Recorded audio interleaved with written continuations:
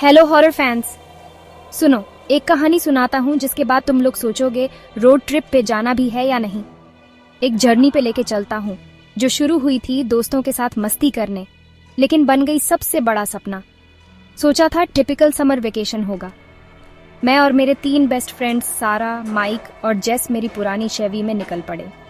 खिड़कियाँ नीचे, music full, कोई टेंशन नहीं। हमें क्या पता था कि ये मस्ती जल्दी ही खत्म होने वाली है।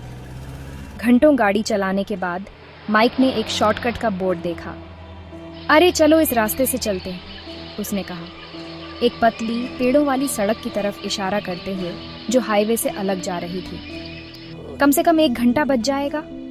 मुझे समझ जाना चाहिए था। हॉरर मूवीज में शॉर्टकट कभी अच्छे नहीं होते, लेकिन सूरज ढल रहा था और हम सब जल्दी पहुंचना चाहते थे। तो मैंने गाड़ी मोड़ ली और हम एक ऐसी सड़क पे आ गए जो हर मील के साथ और पतली और अंधेरी होती जा रही थी। पेड़ हमारे चारों तरफ जैसे जाल बन गए।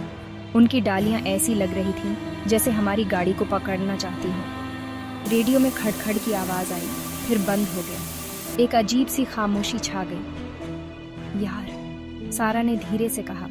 उसकी आवाज कांप रही थी। मुझे लगता है मैंने जंगल में कुछ हिलता हुआ देखा।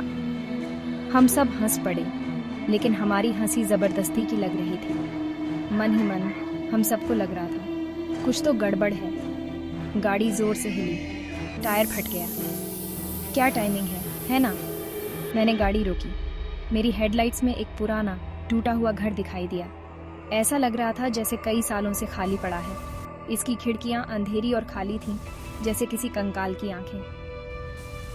हमें पूछना चाहिए कि उनके पास फोन है या नहीं, जेस ने घर की तरफ इशारा करते हुए कहा। पागल हो क्या? मैंने गुस्से में कहा। ये जगह तो बिल्कुल हॉरर फिल्म जैसी है। लेकिन जैसे ही मेरे मुंह से ये शब्द निकले, ऊपर की एक खिड़की में लाइट जल गई। हम सब जम गए। हमारी नजरें उस अंधेरे में जलती हुई लाइट पे टिक गईं।